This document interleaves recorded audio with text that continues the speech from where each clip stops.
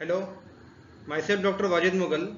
I am consultant nephrologist and transplant physician, assistant professor in Department of Nephrology, MGM Medical College and Hospital, Aurangabad, Maharashtra. I am going to present the following: euthyroid ophthalmopathy, a rare case report and a brief review of literature. Coming back to the introduction, euthyroid grave disease is an autoimmune condition that causes the characteristic eye symptoms of the grave ophthalmopathy, which is more commonly known as thyroid eye disease in the absence of thyroid dysfunction. Most of the patients with the euthyroid grave disease go on to develop thyroid disease within 12 to 18 months after eye symptoms develop. Most of these patients develop grave disease and autoimmune disorder, although a similar number of patients may develop autoimmune hypothyroidism. Thyroid associated ophthalmopathy, frequently termed Graves' ophthalmopathy, is a part of an autoimmune process that can affect the orbital and periorbital tissue, the thyroid gland, and rarely the pretibial skin or digits, that is thyroid acropathy. Graves' ophthalmopathy is the most common orbital disease and affects 25 to 50% of the patient with Graves' disease. It is more common in females and between the second and fifth life decade. The disease has an acute and chronic stage, slowly progressing until it stabilizes, with the rare case of spontaneous resolution. The treatment depends on the stage, and the disease is mainly treated with the oral or intravenous corticosteroid with or without radiotherapy. Here we present a rare case where there is severe anti-TPO related autoimmune ophthalmopathy in a euthyroid patient. Coming back to the case report, a 43-year-old male presented with the chief complaints of involuntary jerky movements and protrusion of the eyes, which was shown in the figure 1 since the past 2 months. He was treated by the local doctor and artificial tears and eye ointments were prescribed for his symptoms. There was no associated ocular motility disorder or doubling vision or postural variations.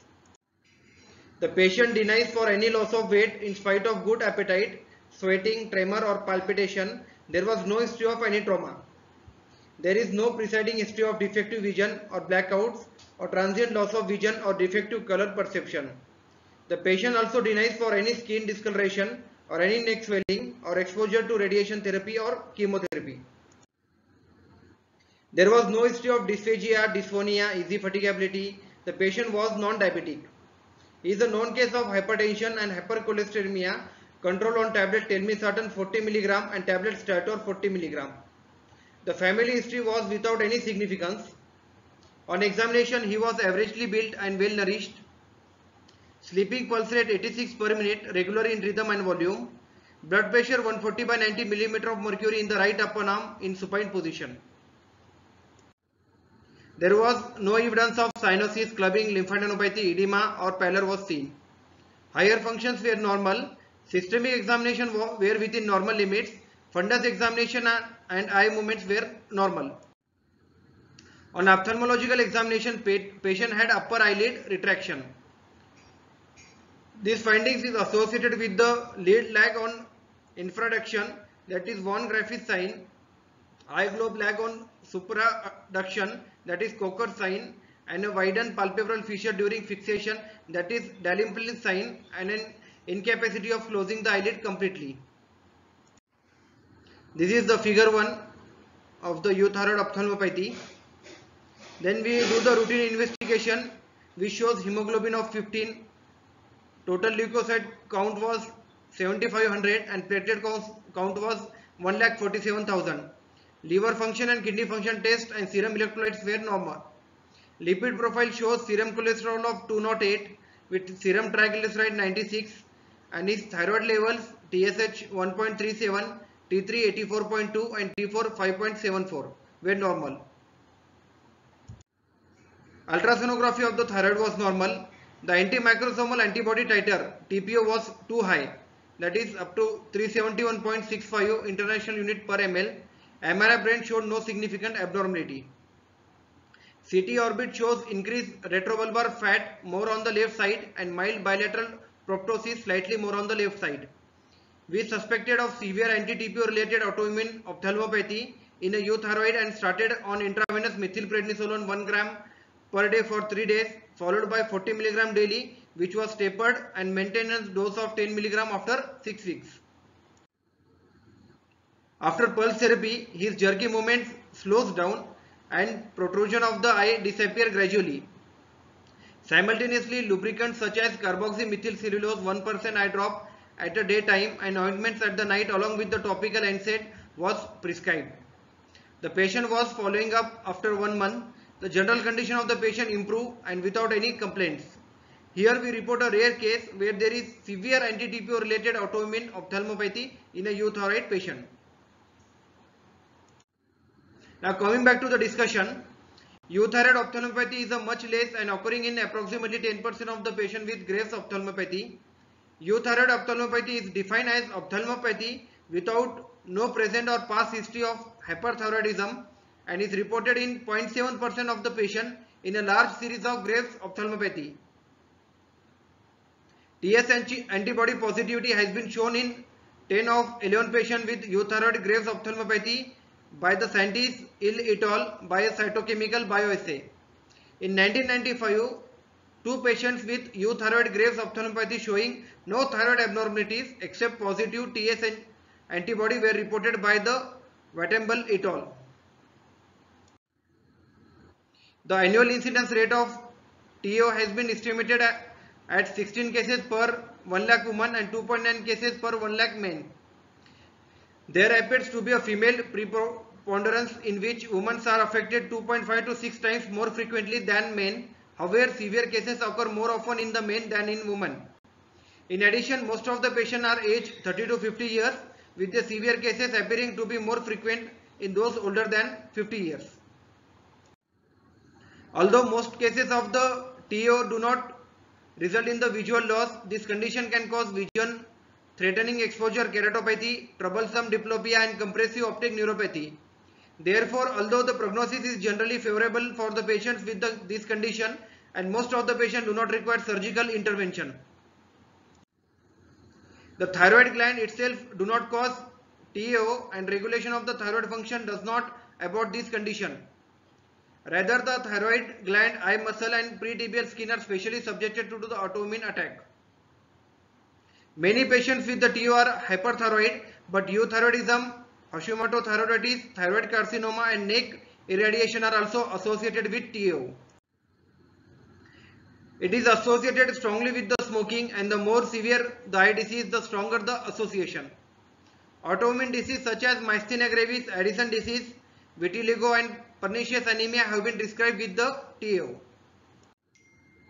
In the simplest term, the underlying pathophysiology is thought to be an antibody-mediated reaction against the TSH receptor with the orbital fibroblast modulation of the T cell lymphocyte. T cell lymphocytes are believed to react against the thyroid follicular cell with shared antigen epitopes in the retroorbital space. It is an active phase of inflammation is initially present. Lymphocytic infiltration of the orbital tissue causes the release of cytokine, that is tumor necrosis factor TNF interleukin 1 from CD4 plus T cell, stimulating the orbital fibroblast to produce the mucopolysaccharide, which by hyperosmotic shift and cause the tissue edema in the extraocular muscles. Patients with the euthyroid Graves disease typically have high levels of both stimulating and blocking TSH receptor antibodies, while stimulating TSH receptor antibodies, which are also known as thyroid stimulating immunoglobulins or TSI, stimulate the thyroid cells to produce excess thyroid hormone in Graves disease. The blocking TSH receptor antibodies in euthyroid Graves disease prevent TSI from causing hyperthyroidism. Each of these antibodies cancel out the effect of the other on thyroid function. However, because they are both capable of eliciting an immune response in the eye muscle orbital tissue, they contribute to signs and symptoms of TED. Several studies have investigated the relationship between the different antibody profile and hyperthyroidism and Graves ophthalmopathy in Graves disease. In 2 patients of the previous studies, thyroid stimulating antibody positivity correlated with the ophthalmopathy and TB I2 was related to hyperthyroidism. In the study by Go et al., ophthalmic dominant patient also have significant lower TPO antibody and TG antibody levels. Regarding the correlation between the presence and type of the thyroid stimulating antibody and the Graves' ophthalmopathy, there are studies that report both the thyroid stimulating antibody and the TB2 to be closely correlated with the Graves' ophthalmopathy clinical activity score. Weaker but significant correlation was also noted between the antibody level and proptosis. In a study by the Ku et al.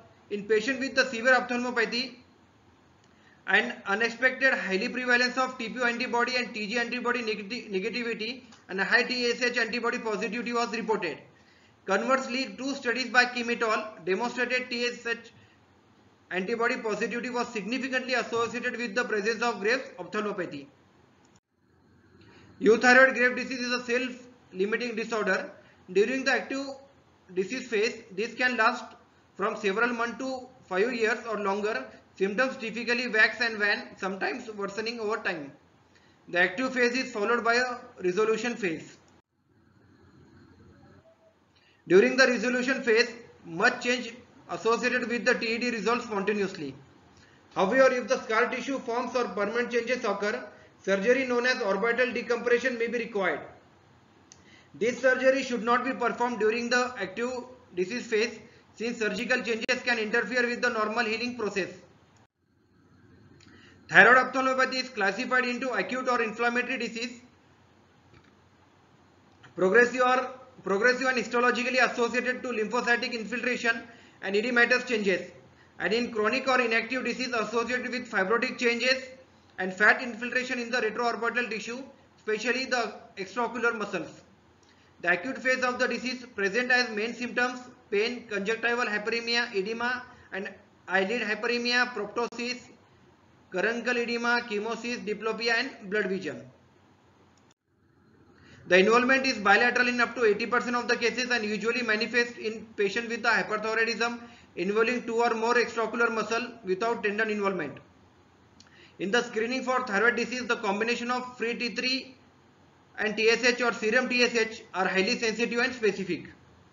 Assays that measure the binding of TSH to a solubilized receptor are thyroid receptor antibody, TSH receptor binding immunoglobulins and long-acting thyroid stimulator assay. TPO antibodies, that is anti-macrosomal antibodies and antibodies to thyroglobulin may be useful when trying to associate eye findings with a thyroid abnormality such as euthyroid Graves' disease. Patients with the euthyroid Graves' disease may also have high levels of thyroglobulin and or TPO antibodies.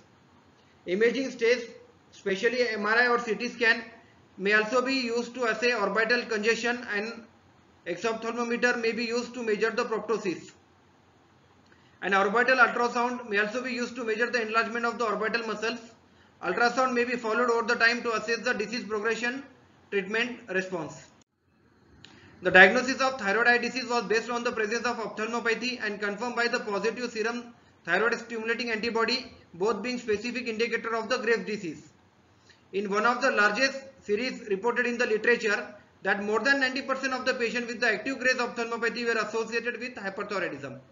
Another recent review reported that 10% of the Graves' ophthalmopathy patients are euthyroid but made no comment as to the natural history of the euthyroid state.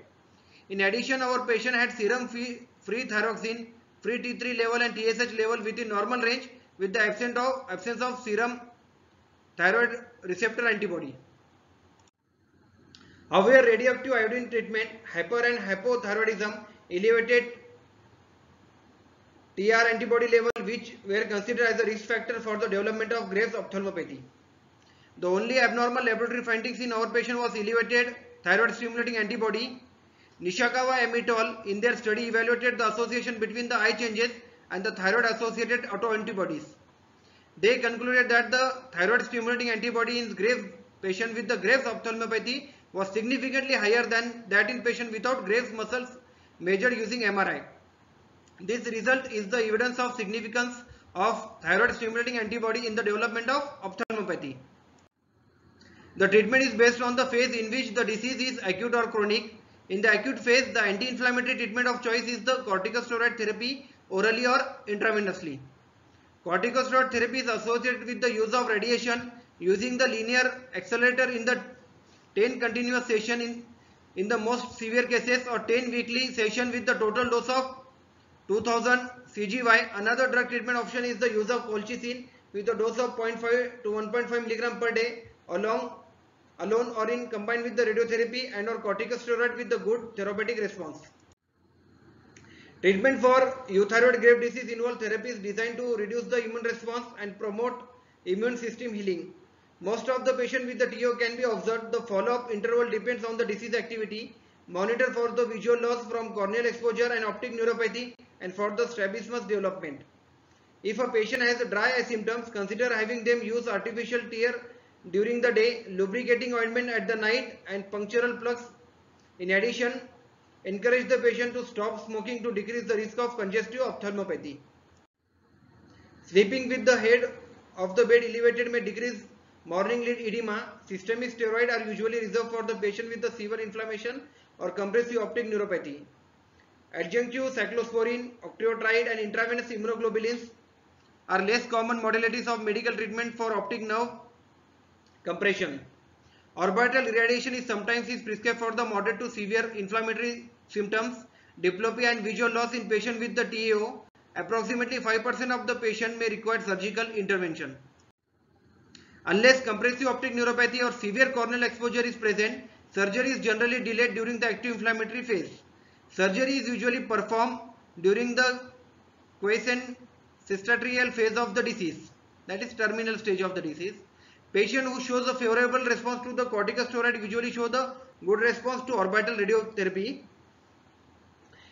Nutrient-rich diet, stress reduction technique and avoidance of environmental triggers including excess dietary iodine or stress also essential steps in healing process.